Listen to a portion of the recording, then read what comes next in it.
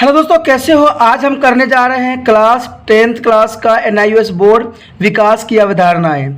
दोस्तों, विकास की अवधारणाएं का मतलब तो आप समझ ही गए होंगे कि मैं विकास की बात कर रहा हूँ, यानी डेवलपमेंट की। ठीक है, आपने देखा होगा कि आप जो बच्चे थे छोटे से, उसके बाद आप इतने बड़े हो गए। ठीक है, तो एक तो हो जाती है विकास और एक हो जाती है वृद्धि। तो विकास और वृद्धि में क्या अंतर है, इसके बारे में हम इस चैप्टर में विस्तार से समझेंगे। दोस्तों, अगर आप अच्छे से इसको पढ़ोगे और समझोगे और देखोगे तो शायद आपको ये चैप्टर बिल्कुल क्लियर हो जाए। अगर आप इसको बीच में ही ड्रॉप कर जाते हो चैप्टर को, तो आपको समझ में नहीं आएगा। ठीक है, चलिए देखते हैं विकास की अवधारणा है इस चैप्टर में पार्ट ए में क्या कहने की कोशिश किया है। आपने देखा होगा निर्मिता के माता पिता आज उसकी नवजात छोटी बहन को घर लाए हैं। निर्मिता यह देखकर बहुत ही उत्साहित थी। हालांकि सुबी बहुत छोटी है, किंतु वह स्वयं कुछ कामों को कर रही है, जैसे सांस लेना, भोजन पचाना, अपनी आवश्यकताओं को अवगत कराना आदि। शीघ्र ही अमृता ने देखा कि सूफी में कई दृष्टिकोणों से तीव्र गति से परिवर्तन हो रहा है। आइए अमृता की इस यात्रा में हम भी शामिल हो जाएं और देखें कि सूफी की अभिवृद्धि का विकास पर चर्चा करेंगे। किस प्रकार से जो नवजात बच्चे हैं उसमें वृद्धि हुआ है और विकास हुआ है। दोस्तों, सबसे पहला पॉइंट यही आता है कि विकास की मौलिक अवधारणाएं क्या है, विकास आखिर होती क्या है। निर्मिता हर दिन अपनी बहन को बढ़ते हुए देख बहुत उत्साहित होती थी। आइए इस परिवर्तनों के संबंध में और अधिक ज्ञान प्राप्त करें। आपने दोस्तों देखा होगा जो नवजात शिशु होती है या होते हैं, उनमें बहुत तरह के चेंजेस जो है बहुत शीघ्र ही देखने को हमें मिल जाता है। तो आखिर ये क्या है, ये विकास है कि वृद्धि है। चलिए इसी पे हम चर्चा करते हैं। दोस्तों, एक बार फिर से कहना चाहूँगा कि अभी भी सब्सक्राइब नहीं किया, सब्सक्राइब कर दीजिए, लाइक कर दीजिए, क्योंकि आपके लिए मैं इतना मेहनत करने की कोशिश कर रहा हूँ। और हो सके तो अपने NIOS के जितने भी दोस्त हैं, फ्रेंड हैं, गली मोहल्ले में बच्चे रह रहे हैं NIOS को, जो पढ़ना चाहते हैं, पढ़ने के आगे सोच रहे हैं, उनको इस चैनल के बारे में बताइए। और साथ में एक जो है आपसे ज़रूरी बात यह है कि आप कभी भी मेरा वीडियो देखिए तो पूरा देख लीजिए, नहीं तो आपको अधूरा देखोगे तो उससे आपको कुछ समझ नहीं आएगा। क्योंकि मेरा विचार एक ही है कि अधूरा ज्ञान सबसे बड़ा खतरनाक होता है। दुनिया में सबसे बड़ा खतरनाक यही चीज़ होती है कि अधूरी ज्ञान। और मेरी बात जो होती है लास्ट में जो होता है, मैं कंक्लूजन पे निकलता हूँ, और कंक्लूजन जो होता है सबसे इंपॉर्टेंट आपके लिए होता है। और कुछ क्वेश्चन भी होते हैं जो आपके लिए, आपके विकास के लिए बहुत ज़रूरी है। चलिए देखते हैं हमारा आगे क्या कहना चाहता है। दोस्तों, आगे जो है हमारा क्या, देखिए क्या है, अभिवृद्धि तथा विकास, यानी अभिवृद्धि और विकास में यहाँ अंतर करने की कोशिश किया है। सूफी अधिक लंबी एवं भारी हो रही है, इसलिए उसे अभिवृद्धि यानी ग्रोथ कर रही है, यानी वो वृद्धि कर रही है, क्योंकि उसमें भार में परिवर्तन आ रहा है। ठीक है, तो इसका मतलब है अधिक कि उसका जो है वृद्धि हो रहा है। इसका अर्थ वजन, लंबाई में वृद्धि तथा शारीरिक अनुपात में परिवर्तन से है। ठीक है, देखिए वृद्धि का मतलब क्या होता है कि अगर आपका वजन बढ़ रहा है, ठीक है, आपकी लंबाई में वृद्धि हुआ है और शरीर के अनुपात में परिवर्तन हो रहा है, इसका मतलब है कि आप वृद्धि कर रहे हो। और वृद्धि केवल शारीरिक पक्ष में ही होता है। ठीक है, इसका संदर्भ मापात्मक परिवर्तन से है। उदाहरण के लिए मापन संभव है कि एक विशिष्ट समय अवधि में बच्चा कितना लंबा हुआ है। तो चलिए ये तो वृद्धि कहलाता है कि बच्चे जो है कुछ समय उपरांत कितना उनमें ग्रोथ हुई, कितना वो ग्रोथ किए हैं, तो ये तो वृद्धि कहलाता है। हमने देखा कि पिछले कुछ हफ्तों में सूफी अधिक सतर्क और प्रतिक्रियाएं हो गई है। जहां वह सही के रूप में विकसित हो रही है थी, वहीं उसके व्यवहार में भी परिवर्तन आ रहे हैं। देखिए छोटा सा बच्चा जो होता है कुछ समय में अपना एक्टिविटी जो होता है दिखाने लग जाता है। ये सभी विकास के संकेत होते हैं। जो एक्टिविटी वो दिखा रहा है, वो व्यवहार करने की कोशिश कर रहा है, वो विकास हो रहा है उसका, क्योंकि वो वहाँ के वातावरण के साथ संबंध स्थापित कर रहा है। अन्य शब्द में हम कह सकते हैं कि विकास में वह प्रक्रिया शामिल होते हैं जो आनुवंशिक रूप से नियोजित है और साथ जो वातावरण से प्रभावित होती है। जैसे विकास सभी पहलुओं में होते हैं, जैसे शरीर में भी हो सकता है, ज्ञानात्मक भी हो सकता है, भाषाई हो सकता है, सामाजिक हो सकता है, भावनात्मक और अन्य। देखिए जो वृद्धि होती है वो शरीर में होती है, जिसमें वजन हमने पढ़ा है, ठीक है, लंबाई में पढ़ा है, शरीर अनुपात में पढ़ा है। और जो विकास होती है वो शारीरिक भी हो सकती है, ज्ञानात्मक भी हो सकती है, भाषीय, सामाजिक और भावनात्मक अन्य भी हो सकती है। तो दोस्तों, आपको वृद्धि और जो ग्रोथ है और आपको जो विकास है उसमें डेवलपमेंट और ग्रोथ में समझ में आया होगा कि क्या होती है।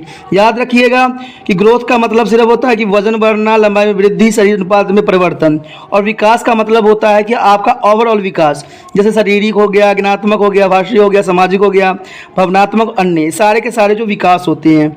अब इसमें सबसे बड़ी बात आता है कि विकास का परिभाषा क्या, विकास होता क्या है। अगर विकास के बारे में हम जाने तो शब्द ये कहता है कि विकास से तात्पर्य बच्चों में गुणात्मक परिवर्तन से है, जैसे व्यक्तियों में परिवर्तन या अन्य मानसिक और भावनात्मक पहलुओं में परिवर्तन। देखिए, कोई भी व्यक्ति में अगर परिवर्तन है या मानसिक परिवर्तन हो या भावनात्मक हो, तो इसका मतलब है क्योंकि उसका विकास हो रहा है, धीरे धीरे वो डेवलपमेंट कर रहा है। यथापि प्रायः अभिवृद्धि तथा विकास शब्दों का अलग एक दूसरे के लिए किया जाता है। ठीक है, व्यक्ति द्वारा शारीरिक परिवर्तन अभिवृद्धि प्राप्त करने के पश्चात विकास की प्रक्रिया जारी रहती है। देखिए दोस्तों, जो आपकी वृद्धि होती है ना, वृद्धि सिर्फ आपको कुछ ही समय तक अवधि तक होती है, उसके बाद आपकी वृद्धि रुक जाती है। ठीक है, लेकिन जो विकास है ना, आपने जब जन्म लिया है ना और जब मृत्यु तक जाओगे तब तक आपका विकास कुछ ना कुछ होता रहेगा, चाहे वो मानसिक हो, शारीरिक तो हो नहीं सकती, तो मानसिक भावनात्मक हो सकती है। तो ये कह सकते हो आपकी जो वृद्धि होती है एक अल्पकालीन तक टाइम तक ही रहती है, लेकिन जो विकास है वो सदैव हमेशा इंसानों में रहती है। व्यक्ति अपने वातावरण या परिवेश के स्वव्यवहार करते हुए निरंतर परिवर्तनशील रहता है, यानी इंसान जो है प्रत्येक टाइम में वृद्धि करता ही रहता है, यानी विकास होता ही रहता है। ठीक है, अभिवृद्धि और विकास में अंतर क्या होता है? देखिए, अभिवृद्धि प्राकृतिक में मापात्मक तथा विकास गुणात्मक होती है। ये मापात्मक होती है और ये गुणात्मक होती है। आप अंतर भी कर सकते हो, अंतर से और भी आपको क्लैरिटी आ सकती है अगर आप अच्छे से पढ़ना चाहते हो तो।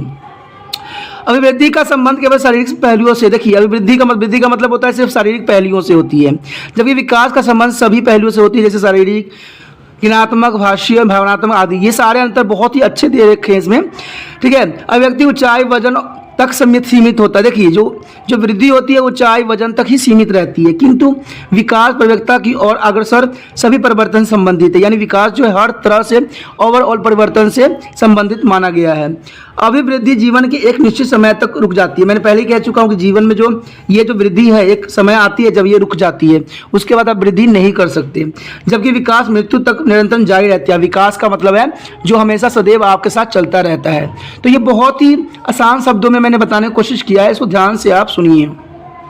आगे दोस्तों क्या है?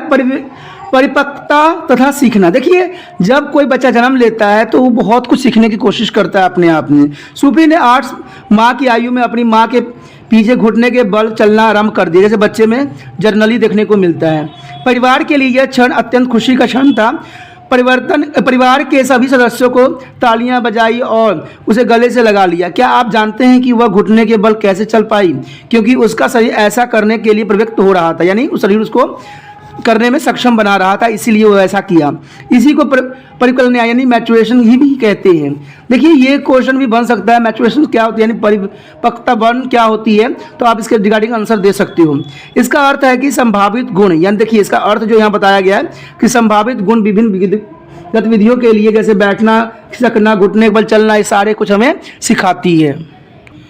ठीक है, जन्म के समय विद्वान होते हैं, ये अनुवांशिक द्वारा नियंत्रण होते हैं। ये गुण उपयोग समय में स्वयं ही विकसित हो जाते हैं। देखिए दोस्तों, इस गुण के बारे में, जैसे कोई बच्चा चल रहा है, ठीक है, खेल रहा है, कुछ भी कर रहा है, गतिविधियां कर रहा है, बाल खींचना, पैरों पर चलना, ये सारे जो गतिविधियां होती है, इस सारे गतिविधियां आप सोचोगे कि छोटे से बच्चे में कहाँ से आई, तो ये कहीं से नहीं आई, ये सारे अनुवांशिक होते हैं, हेरिटेड होते हैं, जो किसी अपने पूर्वजों से या अपने माता पिता से या दादा दादी से, नाना नानी से प्राप्त किया है।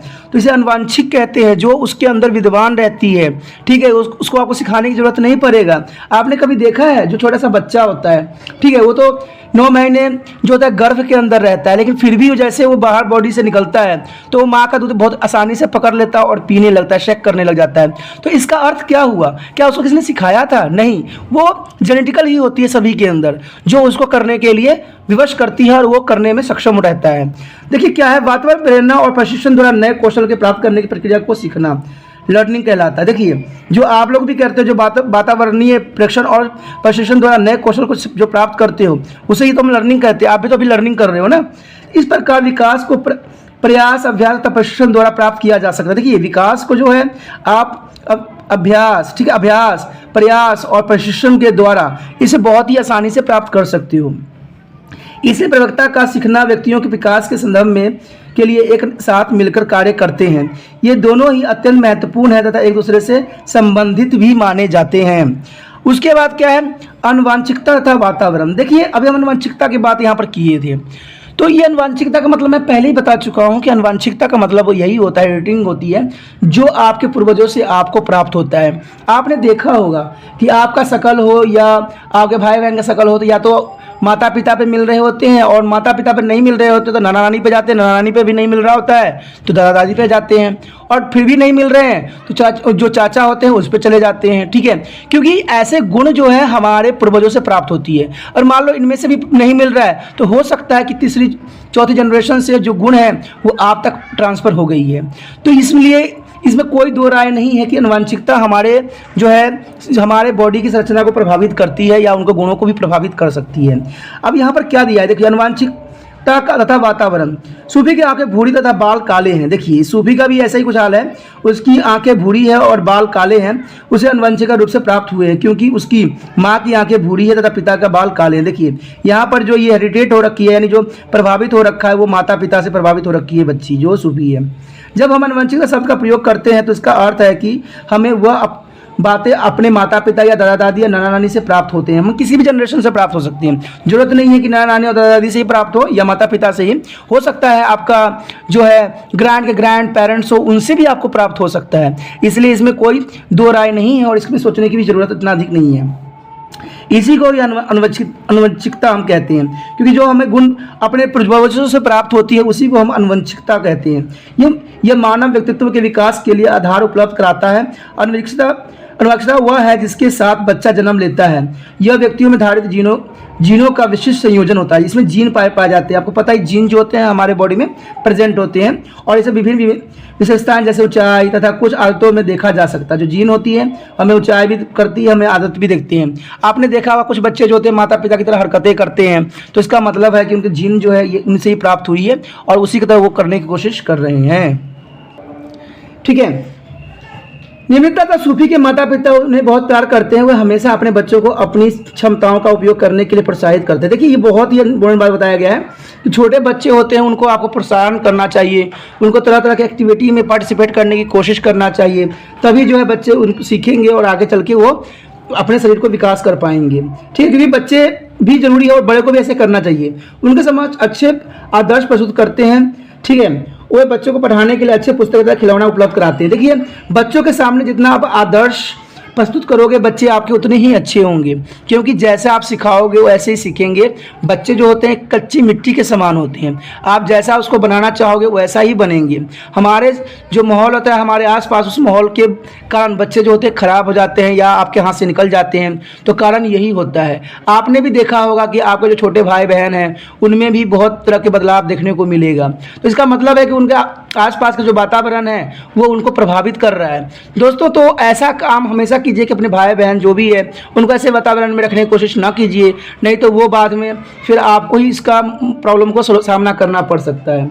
वातावरण में आसपास के सभी पहलू शामिल होते हैं जो आसपास देखते हो, अर्थात मानवीय तथा गैर मानवीय पहलू जैसे माता पिता, मित्र, स्कूल, आस पड़ोस, कार्यस्थल तथा सामाजिक परिस्थितियाँ उनके संपर्क में व्यक्तियों के जन्म से ही आता है। क्योंकि ये चीज़ें जो है जन्मजात ही बच्चों को प्राप्त होती है, जो आसपास पड़ोस वड़ोस होते हैं, इसको आप बदल नहीं सकते, और बदल तो सकते हो लेकिन आपके पास सक्षम है तभी। ये कारक व्यक्ति के विकास को प्रभावित करती है। कोई भी व्यक्ति के लिए जो ये वातावरण है वो विकास को प्रभावित करता है। लेकिन जो बच्चा जिस कंडीशन में जिस हालात में पलेगा वो वैसा ही बनेगा, क्योंकि हमेशा जो है कोई कहते हैं ना, कोई बुरा बनना और सीखना पेट से कोई नहीं सीखता है। जो धरती पे आता है वहाँ के वातावरण हालातों से ही वो बदल जाता है। बच्चों की क्षमताएं गुण अनुवांशिक द्वारा निर्धारित होते हैं, किंतु व्यक्ति किस स्तर पर इस क्षमताओं का विकास करता है यह वातावरण द्वारा प्रदान किए जाने वाले अवसरों पर निर्भर करता है कि आपने किस तरह के वातावरण है जो बच्चों को प्रदान किया है तो वो प्रभावित करेगा। उदाहरण के लिए यदि बच्चों में वंशागत रूप से संगीत का गुण विद्यमान है तो उस गुण को तब तक विकसित नहीं किया जा सकता जब तक कि संगीत के प्रश्न के रूप में उसे उचित अवसर उपलब्ध न कराया जाए। हाँ, तो बात तो सही भी है कि मान लो बच्चों का अगर संगीत का अगर उसको दादा दादी या नानी ने संगीत थे लेकिन उसको अंदर गुण तो हो ही नहीं सकता जब तक आप उसको निखारोगे नहीं, जब तक उसको प्रोत्साहित नहीं करोगे, जब तक आप उसको कोशिश नहीं करोगे। कोई गुण जो होती है तभी हम अपने सामने ला सकते हैं जब उसके बारे में हम प्रैक्टिस करें या उसको हम बच्चों को समझाएं और उनको समझाने की कोशिश करें। इस प्रकार अत्यंत आवश्यक है कि बच्चों को अपनी क्षमताओं को विकास करने तथा अपने गुणों को प्रदर्शित करने के लिए अवसर प्रदान किए जाने चाहिए। इसलिए तो कहते हैं कि सबको हमें थोड़ा सा वृद्धि करने के लिए, विकास करने के लिए अवसर देना चाहिए, और बच्चों को तो खास तौर पे। आप थोड़ा सा देखते हैं कि विकास का सिद्धांत क्या कहता है। दोस्तों सिद्धांत भी कई बार एग्जाम के व्यू से इंपॉर्टेंट क्वेश्चन बन जाता है और आ भी जाता है, तो मेरी बातों को आप थोड़ा ध्यान से सुना कीजिए और देखा कीजिए, क्योंकि अगर आप ध्यान से सुनिएगा ना तो मेरा विश्वास है कि आप 100% पास हो जाइएगा, क्योंकि एक बार ध्यान से सुना हुआ ना हमेशा याद रहता है और पेपरों तक, क्योंकि पेपर में आप सोचते होगे भाई पेपर में मैं क्या क्वेश्चन लिखूंगा और क्या समझ में आएगा। दोस्तों एग्जामिनर का भी एक खास बात होती है, वो एग्जाम में ऐसे क्वेश्चन पूछते हैं जो आपसे रिलेटेड होती है, आपसे एक्स्ट्रा क्वेश्चन वो कुछ भी नहीं पूछेंगे जो आपसे रिलेटेड नहीं होगी। तो आपको थोड़ा सा चैप्टरों को समझना पड़ेगा। अगर चैप्टर समझने के लिए आपको पूरा वीडियो देखना पड़ेगा, जो आप में अगर सक्षम है तो कीजिए, नहीं तो आप तो खुद ही समझदार हो। मेरा तो विचार है कि आप 10वीं क्लास में आप बच्चे नहीं रह गए हो, आप अडल्ट हो चुके हो काफ़ी हद तक, ठीक है। तो आप अपना अच्छा और बुरा समझ सकते हो, क्योंकि NIOS में वो बच्चे आते हैं जो हर तरह से दुखी हो गए होते हैं। क्यों? क्योंकि स्कूल वाले में कुछ प्रॉब्लम हो गया होगा, फेल हो जाते वो आते हैं। तो इस समय जो है आपके पास बहुत बड़ा जो है कंधों पे भार पड़ा हुआ है। क्यों? क्योंकि आपको समाज में खुद को दिखाना भी है कि भाई मैं सक्षम था, लेकिन किसी कारणवश मेरे साथ ऐसा दुर्भाग्यपूर्ण घटना घटी जिसकी वजह से मुझे आज ऐसा करना पड़ रहा है। तो आप कभी भी पढ़ो तो अपने आप को ऐसा बताओ कि मैं पढ़ना चाहता हूँ, मैं पढ़ना चाहता हूँ, पढ़ूंगा, ठीक है दोस्तों। तो ये जरूरी है। तो विकास का सिद्धांत भी कुछ इसी बातों पे आधारित है। हालांकि निर्माता और सूफी का जन्म एक ही परिवार में हुआ, किंतु दोनों एक जैसा नहीं है, वे एक दूसरे से भिन्न हैं। इसके बावजूद उनके विकास के सभी पहलू एक विशेष पैटर्न का अनुसरण करते हैं। विकास कुछ निश्चित सिद्धांतों का नियंत्रण होती है। आइए इस नियंत्रण के बारे में पढ़ें। विकास जो है सबसे पहले ये ध्यान देता है कि विकास में परिवर्तन, देखिए सबसे इंपॉर्टेंट पॉइंट अगर आ जाता है विकास के सिद्धांत, तो आपने पहला पॉइंट यही दिमाग में रखना है, विकास में परिवर्तन। मानव कभी भी स्थिर नहीं रहता है, जन्म से लेकर मृत्यु तक मनुष्य परिवर्तन से गुजरता ही रहता है। मुख्य परिवर्तन है आकार तथा शारीरिक अनुपातों में परिवर्तन, नए मानसिक, गुणात्मक और व्यवहारात्मक कौशलों का प्रयोग करना। प्रत्येक वर्ष सूफी की लंबाई वजन के साथ साथ उसकी मानसिक क्षमताओं में वृद्धि हुई है। उदाहरण के लिए सूफी ने भाषा को सीख लिया है तथा उसमें सोचने और याद करने की क्षमता भी विकसित हो गई है। देखिए तो ये जो है विकास हो रही है धीरे धीरे। तो पहला तो यही सिद्धांत में कहता है कि विकास में परिवर्तन। दूसरा बात कहता है कि विकास एक निर्धारित पैटर्न क्रम में होती है। देखिए विकास जो सोचिएगा कि डायरेक्ट हो जाएगा तो ये आप गलतफहमी में है। विकास जो होती है एक पैटर्न के साथ होती है, एक धीरे धीरे होने वाली एक प्रक्रिया है, ठीक है। प्रत्येक बच्चे में विकास की दर भिन्न होती है, तथापि सभी मानवों द्वारा विकास सामान्य पैटर्न में तथा सामान्य क्रम या दिशा में होती है। विकास के क्रमिक पैटर्न को दो दिशाओं में देखा जा सकता है। देखिए इसके दो पार्ट बना दी गई है, एक ये है और एक ये है, ठीक है। इसमें पहला बोला गया है कि शीर्ष से आरंभ होकर नीचे की ओर विकास, यानी शीर्ष से आरंभ होकर नीचे तक विकास, यानी ऊपर से नीचे की तरफ विकास, जैसे यहाँ पे बताया भी गया है, डायग्राम में भी शो करने की कोशिश किया गया है। तो इसे हम कहते हैं सिरफोर कॉल्स क्रम। इसका अर्थ यह है कि शरीर में विकास सिर से पैर की ओर होता है, अर्थात व्यक्ति का विकास सिर से नीचे की ओर होता है। सूफी ने सर्वप्रथम अपने सिर पर नियंत्रण करना सीखा। आपने देखा होगा कि कोई छोटा सा बच्चा नवजात जो जन्मजात होता है, आपने उसको देखना कि कभी भी उसको सिर के जो होता है ना उस पर कंट्रोल नहीं होता है। आप ऐसे करोगे टेढ़ा करोगे टेढ़ा हो जाएगा, जैसे करोगे वैसा हो जाएगा। तो सबसे पहले तो बच्चे यही करते हैं कि सिर को जो होता है कंट्रोल करना सीखते हैं, ठीक है, तभी जाकर उनका आगे बढ़ता है, ठीक है। तब उसमें अपने हाथों को वस्तु को पकड़ना सीखा। देखिए पहले तो सर को कंट्रोल किया, फिर हाथों से पकड़ना। पहले जब बच्चा नवजात आपके घर में आएगा, देखना उसको कोई भी चीज़ पकड़ाओगे ना वो नहीं पकड़ पाएगा, ठीक है, या पकड़ेगा तो कस के पकड़ेगा। तब उसने अपने हाथों को वस्तु को पकड़ा, बैठी घुटनों के बल चलना और याद बाद में खड़े होकर चलना सीखा। देखिए तो ये कह सकते हैं उनको ऊपर से लेकर नीचे तक विकास हुआ। तो विकास की धारणाएं यही कुछ बताने की कोशिश करता है। आगे है केंद्र से बाहर की ओर विकास। देखिए केंद्र सेंटर पॉइंट जो होती है यहाँ से बाहर की तरफ विकास, इसे हम प्रोकोमेडिलम्स क्रम कहते हैं। इसका अर्थ यह है कि विकास शरीर के मध्य भाग से आरंभ होकर चारों ओर फैलता है। इस क्रम में व्यक्ति को मेरुरज्जु पहले विकास होता है। जो मेरुरज्जु होती है हमारा, जिसे बोन भी कहते हैं, मैरो बोन भी कहते हैं, बोन मैरो भी कहते हैं, और तपस्या शरीर का बाहरी विकास होता है। उदाहरण के लिए बच्चों के आगे के दांत पहले आते हैं। आपने देखा होगा कि बच्चों को जो पहला होता है आगे का दांत आता है और पीछे का दांत बाद में आता है। व्यवहारिक रूप से देखें तो सूफी ने पहले अपने बाजुओं का प्रयोग आरंभ किया था, उसके बाद अपने, ठीक है, अपने हाथों का प्रयोग किया, बाद में अपनी उंगलियों का प्रयोग। देखिए दोस्तों बच्चे जो होते हैं ये दो ही प्रकार से अपना विकास करते हैं, ठीक है, जो उनके विकास के लिए बहुत ही इंपॉर्टेंट होता है। सामान्य से विशेषता की ओर प्रक्रिया। प्रसव पूर्व कि सभी चरणों में शिशु के प्रतिक्रियाएं सामान्य से विशिष्ट होते हैं। सामान्य गतिविधियों विशिष्ट गतिविधियों में परिवर्तन हो जाते हैं। उदाहरण के लिए जब सूफी 3 महीने की थी और उसे झुंझुने दिया गया तो वह उत्साहित हो जाती है और अपने हाथों को हिलाने लगती है, पैरों को चलाने लगती है। 5 माह के होने पर वह झुंझुने को अपने हाथों में पकड़ने तक लगती है। तो यह विशिष्ट प्रतिक्रिया थी। देखिए धीरे धीरे जो है प्रतिक्रिया करना स्टार्ट करता है। विकास सह संबंधित होती है। हर प्रक्रिया यानी विकास जो दोस्तों होती है सह संबंधित होती है। पॉइंटों को आप नोट डाउन करो और इसको अपने कॉपी पे लिखो, क्योंकि कॉपी पे लिख लोगे तो अभी याद रहेगा। कितने बार आप वीडियो को ओपन करते रहोगे, तो इसीलिए ये जो है मेन पॉइंट जो है अपने साथ में लिखते जाओ। हर प्रकार के विकास अथवा शारीरिक, मानसिक, सामाजिक तथा भावनात्मक एक दूसरे से संबंधित है। उदाहरण के लिए वो बच्चा जो शारीरिक रूप से स्वास्थ्य है वह संभवतः सामाजिक व भावनात्मक रूप से अधिक प्रवृत्त होगा। बच्चों के विकास एकीकृत रूप से होता है। विकास का प्रत्येक क्षेत्र एक दूसरे क्षेत्र पर निर्भर करता है और इस प्रकार अन्य विकास गतिविधियों को प्रभावित भी करता है। अपनी आयु के अनुसार सूफी की लंबाई और वजन उपयुक्त है।